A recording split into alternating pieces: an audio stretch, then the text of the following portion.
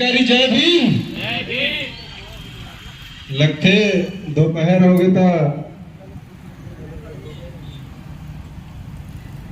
क्रांतिकारी जय भीम साथियों,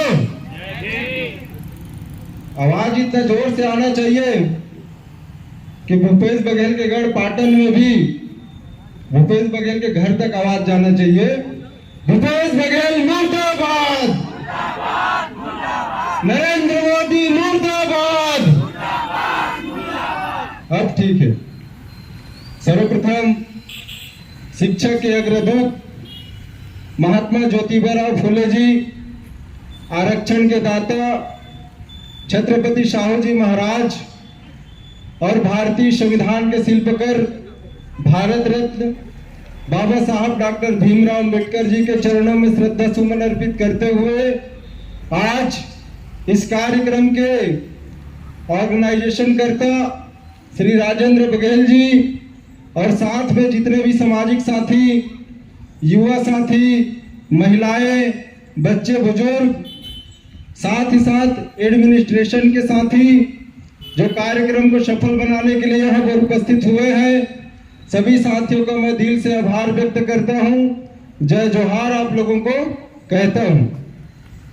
साथियों, आज के जो कार्यक्रम है वो इस कार्यक्रम का मूल उद्देश्य महिलाओं के अधिकारों को लेकर, महिलाओं के साथ हो रहे आपराधिक घटनाओं को लेकर किया गया है और ये बहुत ही जबरदस्त मुद्दा है।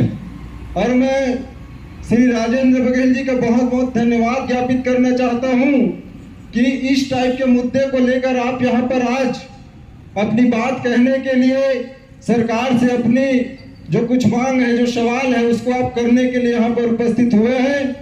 और मैं आप लोगों को इसके लिए भी धन्यवाद देना चाहता हूँ कि आप लोगों ने यहाँ पर मुझे मंच पर बोलने का मौका दिया। साथियों, भारत देश में पिछले 9 सालों में 20 लाख महिलाएं गायब हुई हैं। 9 साल हो गया प्रधानमंत्री नरेंद्र मोदी को भारत देश का मुगले आजम बने हुए, प्राइम मिनिस्टर बने हुए, और इन 9 सालों में 20 लाख महिलाएं और लड़कियां हमारे देश से गायब हुई हैं। और ये तो सिर्फ डाटा उसका है जिसका मिसिंग कंप्लेन आया होगा एडमिनिस्ट्रेशन के पास, प्रशासन के पास, सरकार के पास। ऐसे कई सारे मिसिंग कंप्लेन है जिनका कोई रिकॉर्ड ही नहीं होगा। तो पिछले 9 सालों में कम से कम 50 लाख महिलाएं भारत से गायब हुई होंगी। इनको आप लोग समझ सकते हैं। साथियों, अभी हाल ही में मणिपुर का जो मुद्दा हुआ है, 2 महिलाओं को निर्वस्त्र करके वहां की भीड़ जो है गली गली घुमा दिया जाता है, लेकिन सरकार के कानों तक बात नहीं पहुंचती, सरकार के कानों में जू तक नहीं रहती। साथियों, आप यूपी के योगी सरकार के हाथरस की घटना को ले लो, बलात्कार करके रोड पे फेंक दिया जाता है किसी महिला को, और जब उसके घर वाले प्रोटेस्ट करते हैं, आंदोलन करते हैं, तो उनको बिना पोस्टमार्टम के योगी सरकार जो है रात को उसके घर वालों के परमिशन के बगैर उसको चीता में आग लगवा देता है। साथियों, इस प्रकार से बीजेपी की सरकार बनने के बाद भारत देश के महिलाओं के ऊपर आपराधिक प्रवृत्ति बढ़ी है। साथियों, मोदी सरकार ने आपराधिक प्रवृत्ति तो बढ़ाया, अपराधों को तो कम नहीं किया, लेकिन स्वयं नरेंद्र मोदी ने अपने जुबान से महिलाओं को ठगने का काम किया है। साथियों, महिलाओं को बोला 2014 के चुनाव में जाने से पहले कि जब मेरी सरकार आएगी तो 1200 रुपए, उस समय 400 रुपए में सिलेंडर मिलता था, वो बोला गया कि उसको और सस्ता कर देंगे, कम कर देंगे, और उसको देखकर हमारे भारत देश की महिलाओं ने उनको वोट दिया। लेकिन सरकार बनने के बाद क्या किया? सरकार बनने के बाद गैस सिलेंडर 1200 रुपए कर दिया। कुछ दिन तक तो अकाउंट में पैसे आया, उसके बाद वो अकाउंट भी बंद हो गया। जन धन योजना में पैसा आया, वो भी बंद हो गया। इस प्रकार से भारत देश में आपराधिक प्रवृत्ति, और जिस देश का प्राइम मिनिस्टर मुगले आजम झूठ बोलने वाला हो, जो महिलाओं से इस प्रकार की झूठ बोलता हो, उससे और उम्मीद ही क्या की जा सकती है। साथियों, नरेंद्र मोदी जी मन की बात करते हैं। अरे हम नरेंद्र मोदी जी को उसकी मन की बात सुनने के लिए प्रधानमंत्री नहीं बनाए थे, हम तो उसको अपने मन की बात सुनाने के लिए, जन की बात सुनाने के लिए उनको प्रधानमंत्री बनाए थे। पिछले 9 सालों से मन की बात करते करते नरेंद्र मोदी जी आप थक गए हैं और आप इस देश को छोड़ के चले जाइए। और मोदी जी से हमारा कोई शिकायत नहीं है साथियों। मोदी जी से हम शिकायत ही क्यों करें?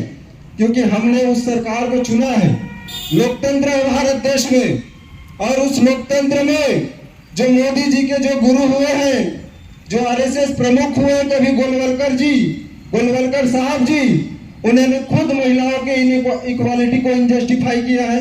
उन्होंने खुद कहा है, गोलवलकर जी ने कहा है कि भारत की महिलाओं को कोई अधिकार नहीं देना चाहिए, भारत की महिलाओं को कोई अधिकार नहीं देना चाहिए, उनके गोलवलकर जी ने कहा है।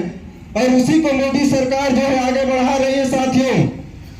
नरेंद्र मोदी विदेश जाता है, भारत में तो वो रहता नहीं है, तो भारत को कैसे देखेगा? विदेश जाता है, विदेश में बात करता है कि भारत को विश्व गुरु बनाएंगे। मैं आप लोगों से पूछना चाहता हूं साथियों, क्या महिलाओं को निर्वस्त्र घुमा के भारत को विश्व गुरु बनाया जा सकता है? क्या किसी को बलात्कार करके फेंक देने से भारत को विश्व गुरु बनाया जा सकता है?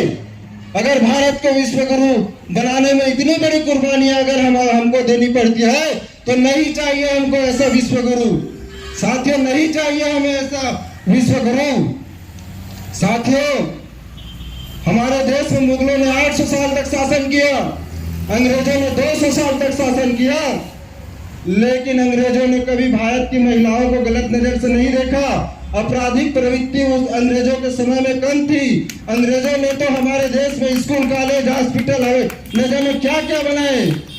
अरे मुगलों ने हमारे देश में 800 साल तक शासन किया। आप टीपू सुल्तान को जानते होंगे।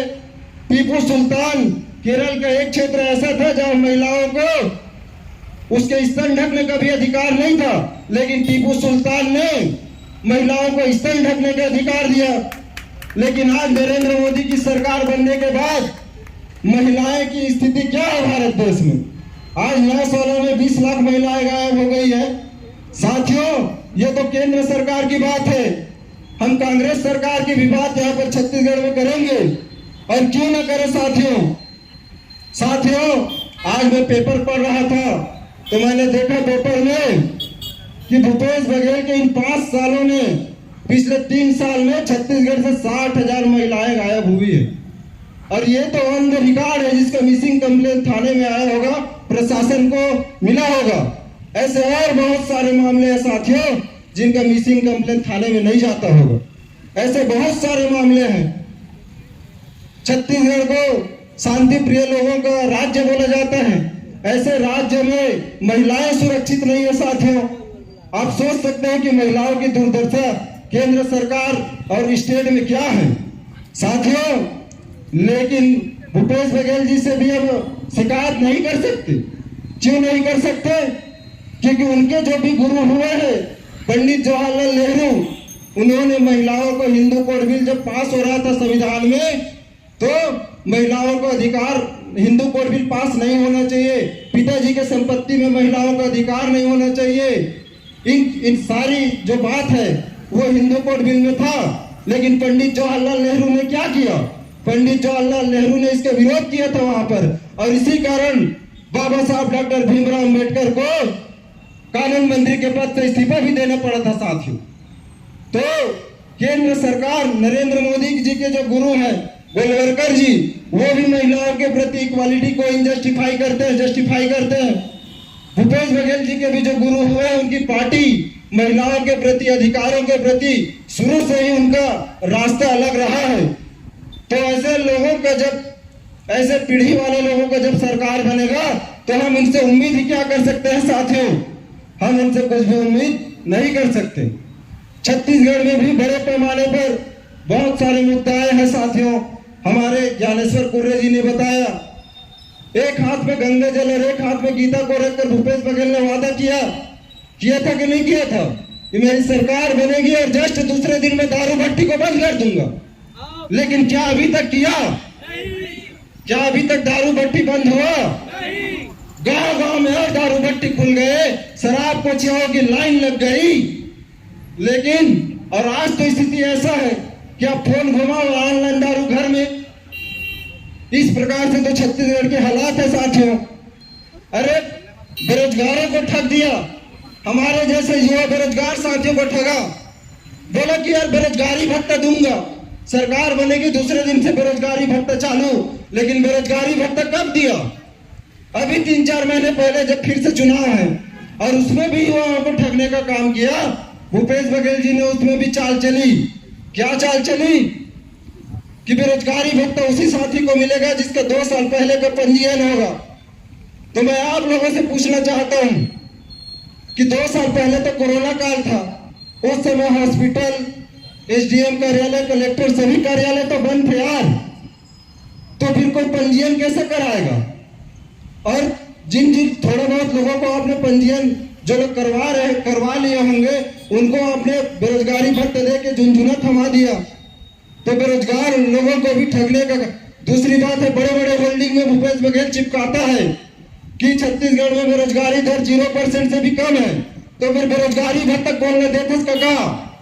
ये दोहरा नीति अब जनता समझ गए। जब छत्तीसगढ़ में बेरोजगार है ही नहीं है तो बेरोजगारी भत्ता देते कौन लगते हैं? संविदा कर्मचारी में आज आंदोलन रहे थे, उग्र भी मांग पूरा करूं करके बोले रही से भूपेश बघेल जी कि जैसे वो सरकार बनी